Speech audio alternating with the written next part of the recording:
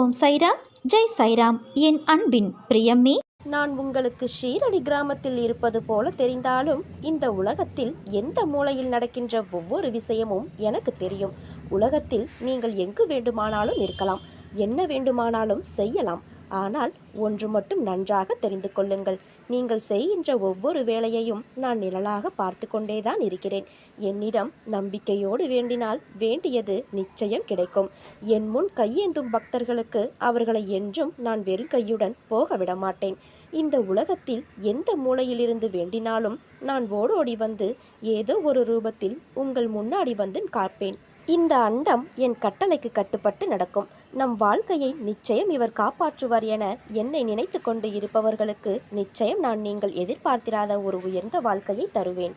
பாபாவின் பாதத்தை நாம் கெட்டியாக பிடித்து கொள்ள வேண்டும். பாபாவே கதி என்று சரணடைந்தால் எதிலும் ஆசை இருக்காது. எல்லாம் இறைவன் செயல் என்ற எண்ணம் வந்துவிடும். சரணாகதியின் மூலம் மீண்டும் மீண்டும் இறைவனை அடைய வேண்டும்.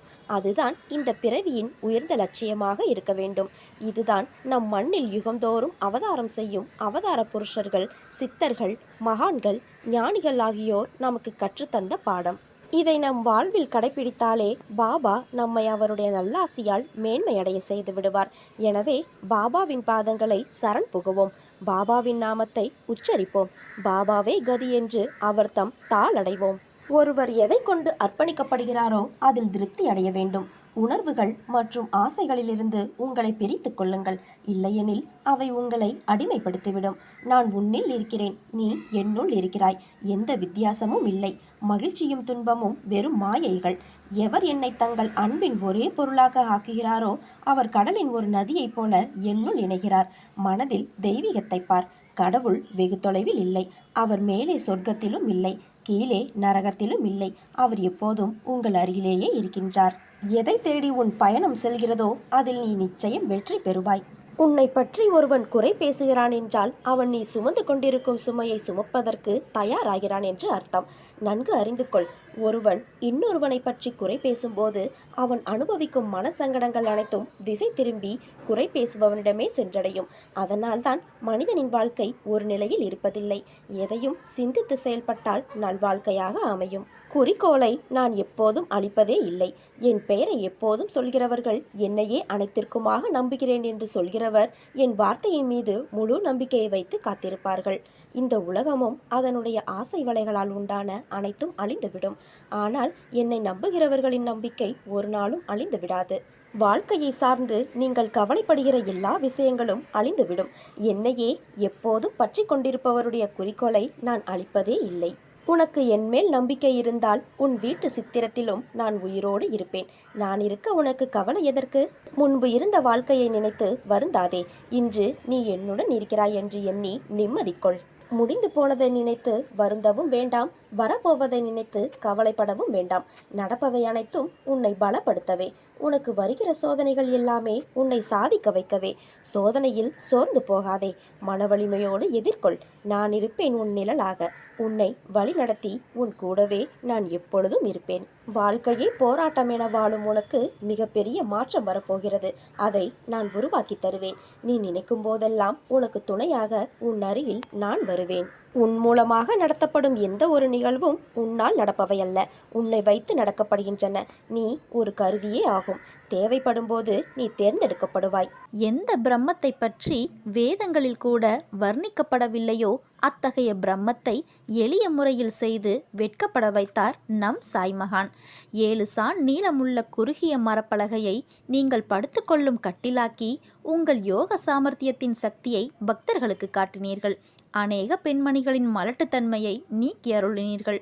எத்தனையோ வியாதிகளை உதியின் மூலம் குணப்படுத்தினீர்கள். இவ்வுலக சம்பந்தமான துன்பங்களை நீக்குவது உமக்கு ஒரு பொருட்டே அன்று. ஏன் கஷ்டங்கள் வருகின்றன, துக்கம் ஏன் ஏற்படுகிறது என்று நீ அடிக்கடி நினைத்து கொள்கிறாய். இறைவன் என்பவர் இருந்தால் கஷ்டங்களும் துக்கமும் இருக்கக்கூடாது அல்லவா என்ற பாவம் உன்னுள் தோன்றுகிறது. அந்த விஷயத்தை அப்படியே வை. சிறுவனுக்கு தாய் நடக்க கற்றுக் கொடுக்கிறாள். நடப்பது எனக்கு வந்துவிட்டது என்று கருதி சிறுவன் தானே நடந்து விழுந்து விடுகிறான்.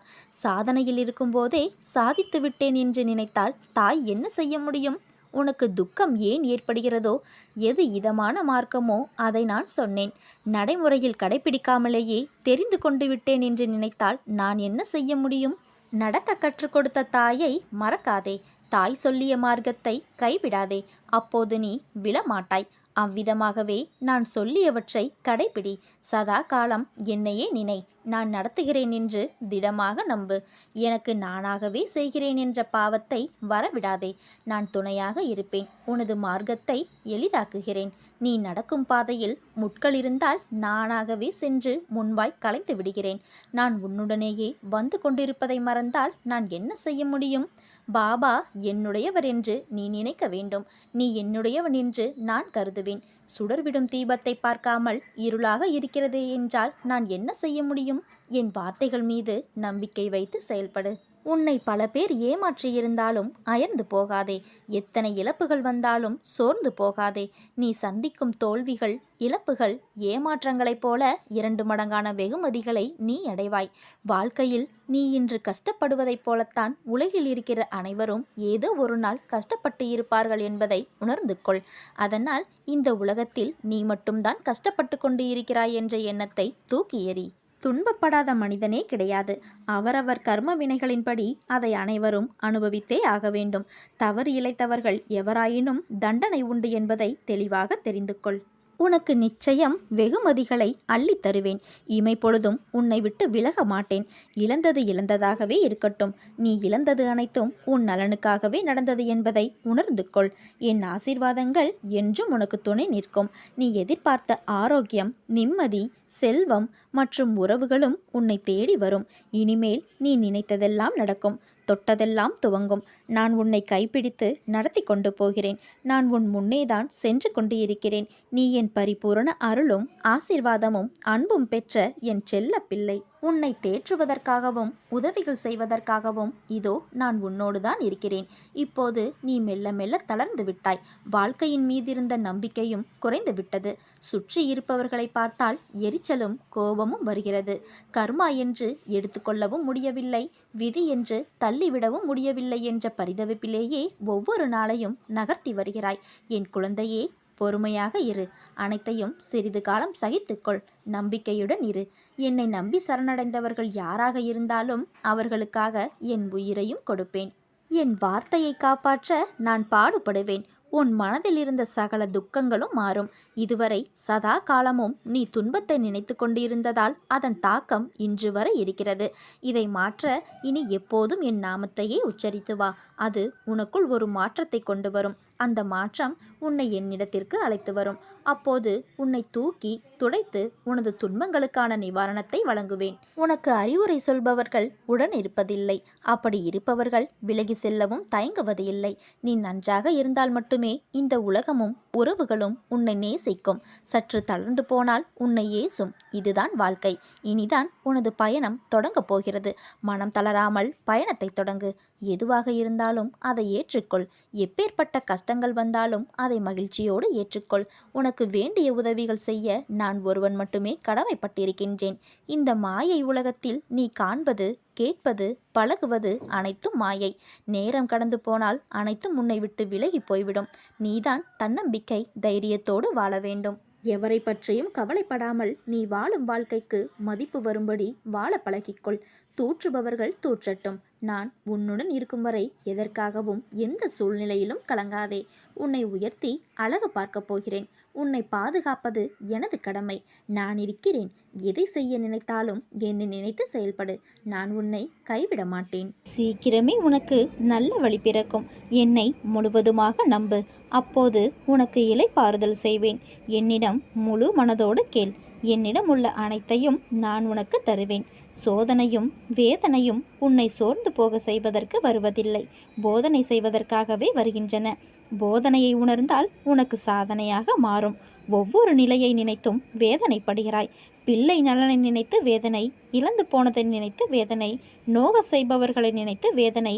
இப்படி வேதனை மேல் வேதனைப்பட்டு எதை சாதிக்கப் போகிறாய்? உனது கவலையால் எதையும் சாதிக்க முடியாது. கவலை என்பது உன் மனதை என்பால் திருப்பாமல் கட்டி வைக்கின்ற வலை. முதலில் இந்த வலையிலிருந்து வெளியில் வா. அப்போது எனது அனுக்கிரகம் உனக்கு கிடைக்கும். என் அனுகிரகத்தாலேயே உனது கிரகமும் சரியாகும். பாபா உன்னுடன் ஏதாவது ஒரு ரூபத்தில் நிச்சயமாக துணையிருப்பார்.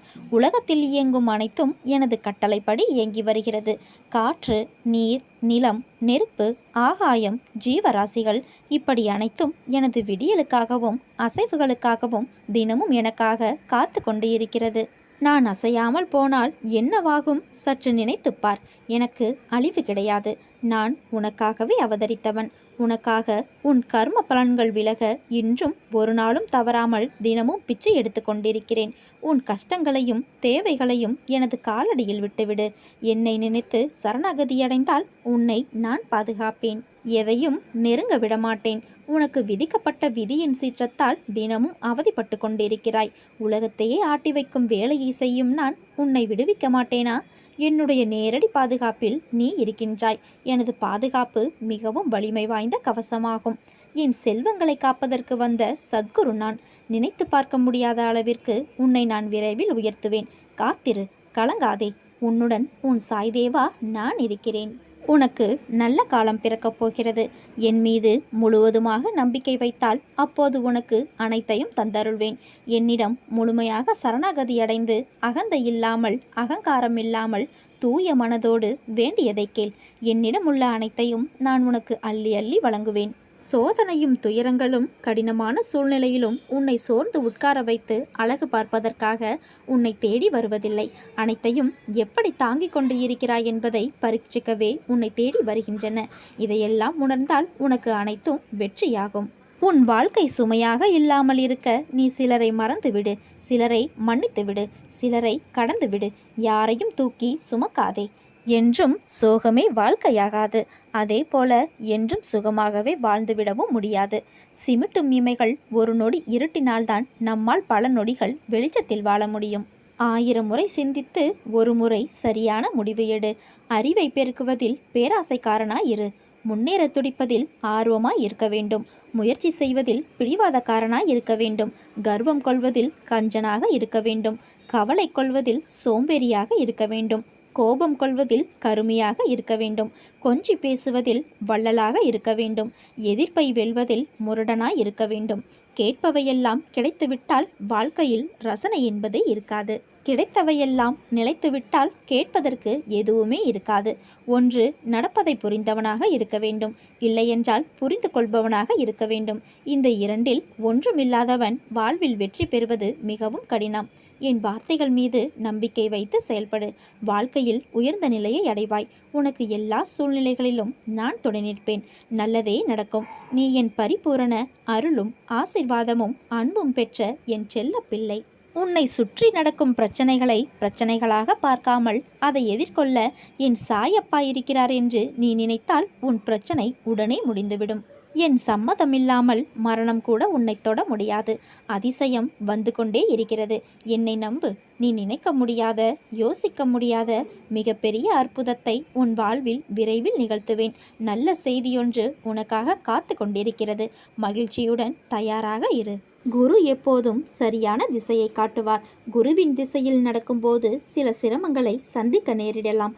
ஆனால் அந்த நேரத்தில் குருவே வழி காட்டுவார். நீ நம்பிக்கையும் பொறுமையும் கொண்டிரு.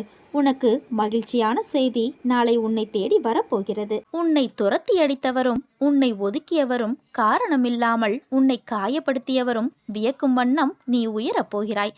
அதை நான் நடத்தி காட்டுவேன். என் பக்தனாகிய நீ என்னை நினைத்து கொண்டிருக்கும் வேளையில் உன் துயரத்தை போக்குவது எனது கடமை. வெகு விரைவில் நடக்கும். கவலைப்படாமல் இரு.